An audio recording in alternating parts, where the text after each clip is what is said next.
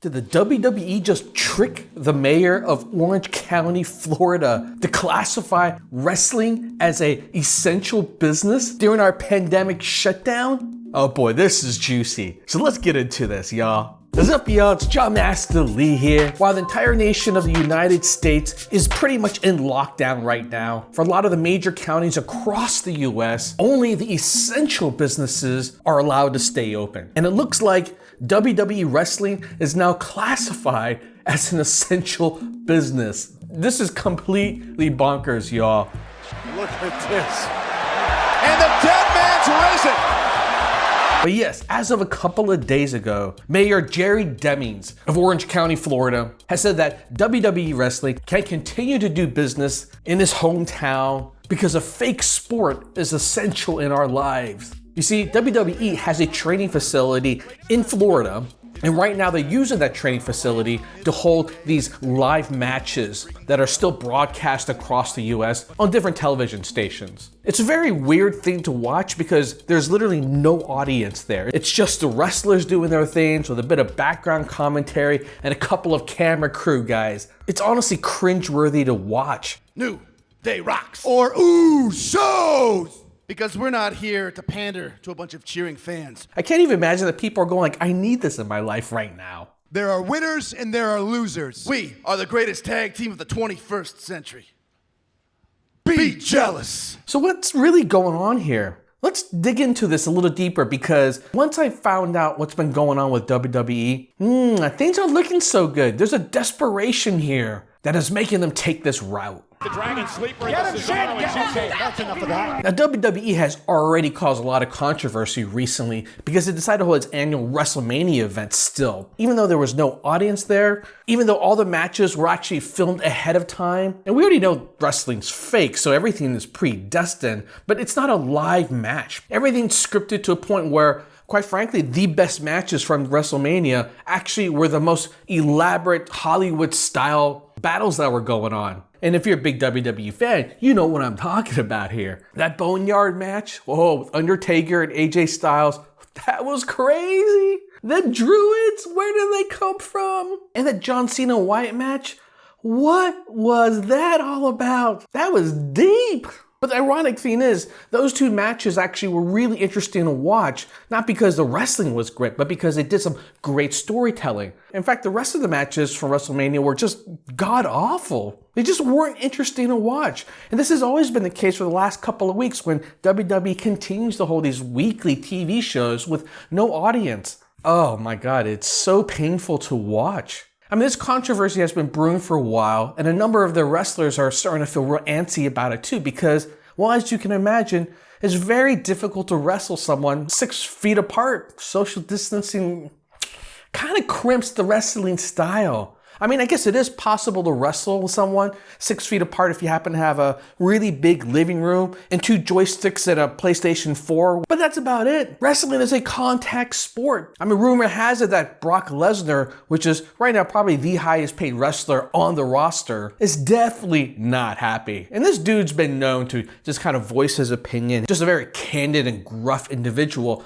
But in this particular case, he has every right to feel very concerned about his well-being. One of the other top wrestlers, Roman Reigns, had to back out of his WrestleMania match because, well, he has health problems. The guy has recently just survived leukemia, was back in health and was wrestling, but his health, however, has been compromised. He absolutely rightfully so should be concerned. And so he didn't wrestle. To make matters worse, one of the staff members at WWE, who actually works the camera at these live shows, even though there's no one there, was recently infected with the corona. He was isolated, but I am absolutely certain he exposed other people to the virus as well. So this really begs the question, why is wrestling considered an essential business? First off, I really had to look up what an essential business is because I honestly am not too sure myself. So here's the thing, right? The actual definition does vary by state to state and city to city. For the most part, it lumps together these sort of things.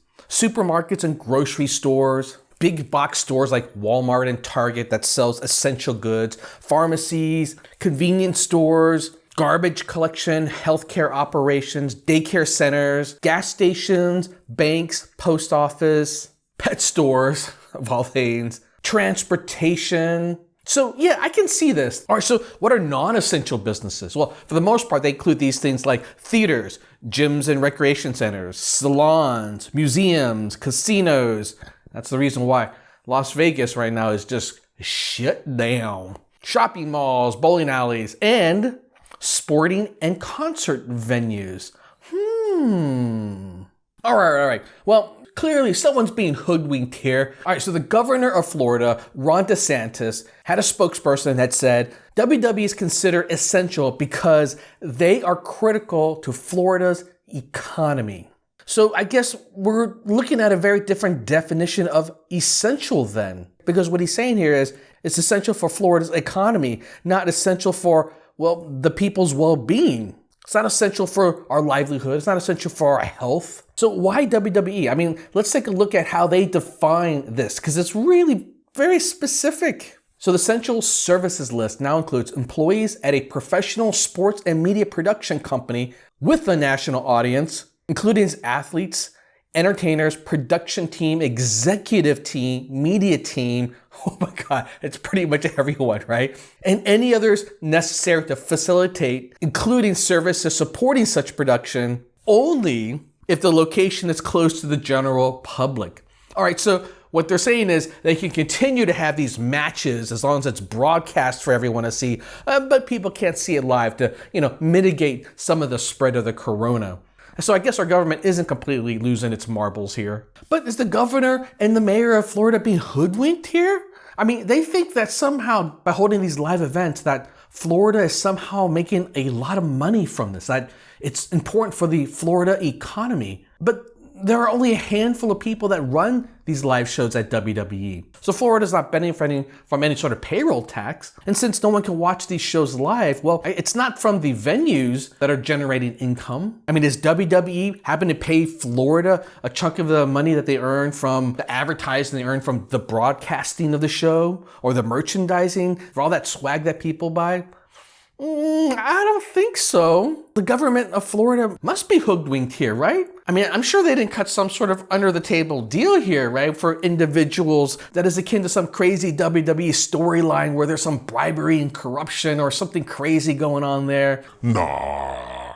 But all kidding aside, why is WWE so desperate to hold these live matches? I mean, maybe it's an ego thing because UFC was also like this as well, right? Dana, the UFC, was adamant that he was going to continue to hold his battles somewhere in the United States that would allow him to have these fights. Even if there's nobody watching there live, he still can make a lot of money from pay-per-view. Is WWE simply just trying to take advantage of a situation here so that it can stand out from all of its competitors to be able to continue to broadcast its shows on TV, to continue to make money? Or is WWE actually pretty desperate? So I took a look at WWE's stock and the company's performance over the last year or so, and yeah, it's not doing so well. I mean, right now the stock price is hovering around $30-some a share, which is way off its high from about almost $100 sometime last year. So we're talking about over a 65% drop in stock price. That is pretty darn bad. But here's the thing, is WWE simply doing this because it's concerned about its stock price? I mean, if you take a look at its earnings over the last year, it actually had the record highest revenue generated in 2019. Yeah, I know wrestling for the most part has kind of flatlined as an industry. In fact, WWE's earnings for the most part has flatlined as well. It hasn't really been a growth company over the last couple of years. It is doing a lot of interesting things with international expansion. Considering the world is shut down right now, I can see how business is getting really bad.